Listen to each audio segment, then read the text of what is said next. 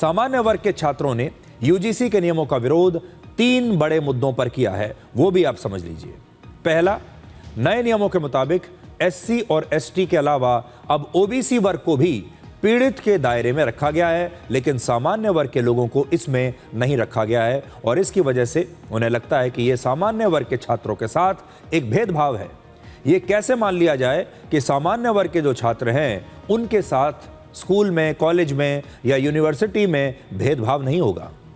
उनके साथ भी भेदभाव हो सकता है, तो वो क्या करेंगे? दूसरा, झूठी शिकायत करने वालों के खिलाफ कोई भी जुर्माना या कार्रवाई करने का प्रावधान नहीं है और वो इसलिए इसका विरोध हो रहा है क्योंकि मान लीजिए एससी, एसटी या ओबीसी वर्ग का कोई छात्र झूठी शिकायत कर देता है किसी सामान्य वर्ग के छात्र के खिलाफ, तब क्या होगा? अगर वो शिकायत झूठी पाई जाती है तो उस पर जुर्माना होना चाहिए, उस पर सख्त कार्रवाई होनी चाहिए और उसे झूठी शिकायत करने की सजा मिलनी चाहिए। अगर ऐसा नहीं हुआ तो बड़ी संख्या में लोग जब चाहे किसी के भी खिलाफ झूठी शिकायत दायर कर सकते हैं और उसका करियर खराब कर सकते हैं।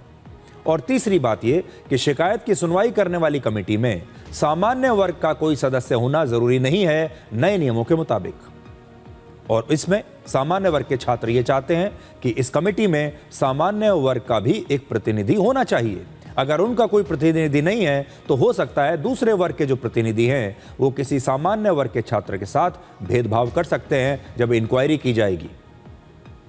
आज एक बड़ा सवाल जो लोग पूछ रहे हैं कि अगर किसी एससी, एसटी या ओबीसी छात्र ने किसी यूनिवर्सिटी या कॉलेज में सामान्य वर्ग के छात्र की रैगिंग की, उसके साथ मारपीट की, उसका अपमान कर दिया, तब कौन सा नियम लागू होगा? और यह सवाल आज सुप्रीम कोर्ट में भी पूछा गया। नए नियमों पर अब अलग अलग प्रतिक्रियाएं आ रही हैं। देश भर के जो नेता हैं वो प्रतिक्रिया दे रहे हैं। अखिलेश यादव ने कहा है कि कोई भी दोषी बचना नहीं चाहिए, लेकिन किसी निर्दोष को फंसाया भी नहीं जाना चाहिए। केंद्रीय मंत्री गिरिराज सिंह ने सुप्रीम कोर्ट को इस फैसले के लिए धन्यवाद दिया है। टीएमसी सांसद कल्याण बनर्जी ने कहा कि सुप्रीम कोर्ट ने वही कहा है जिसकी उन्हें उम्मीद थी और बहुजन समाज पार्टी के प्रमुख मायावती ने भी इस फैसले का स्वागत किया है। जो यूजीसी के मामले में बातें निकल करके आ रही हैं, अब जब चर्चा सुप्रीम कोर्ट में होगी तो हम लोग क्या और तर्क दे सकते हैं? हम सब का मानना यही है कि दोषी बचे ना, दोषी बचे ना और निर्दोष के साथ अन्याय होना। दोषी बचे ना, दोषी जो हो वो बचे नहीं। तो जो लोग राजनीति कर रहे थे वो घटिया राजनीति कर रहे थे और कुछ लोग मुंह पी जा रहे थे। अरे हमारे लिए तो दाएं हाथ में दर्द हो तो भी तकलीफ, बाएं हाथ में दर्द हो तो भी तकलीफ, क्योंकि हमारे जैसे लोग तो भारतवंशियों के लिए ही जीते हैं, मरते हैं, करते हैं। गाइडलाइन पे रोक लगा दिया है। ये तो ठीक ही, तो अच्छा किया है।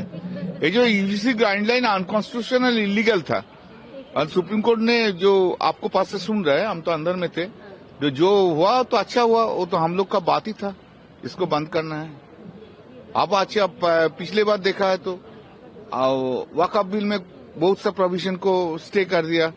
अभी एसआईआर में देख रहा है जे बंगाल में बहुत सा चेंज कर दिया है और फिर चेंज करेगा। ये कोई तुगलक की राजत्व नहीं चलेगा। देश का सबको मानना पड़ेगा कॉन्स्टिट्यूशन का। तो यूजीसी के नए नियमों को लेकर पिछले कई दिनों से देश भर के जो छात्र थे, खास तौर पर सामान्य वर्ग के जो छात्र थे, वो लगातार विरोध प्रदर्शन कर रहे थे और मांग कर रहे थे कि इन नियमों को बदला जाना चाहिए। हालांकि ये नियम भी सुप्रीम कोर्ट के कहने पर ही बनाए गए थे।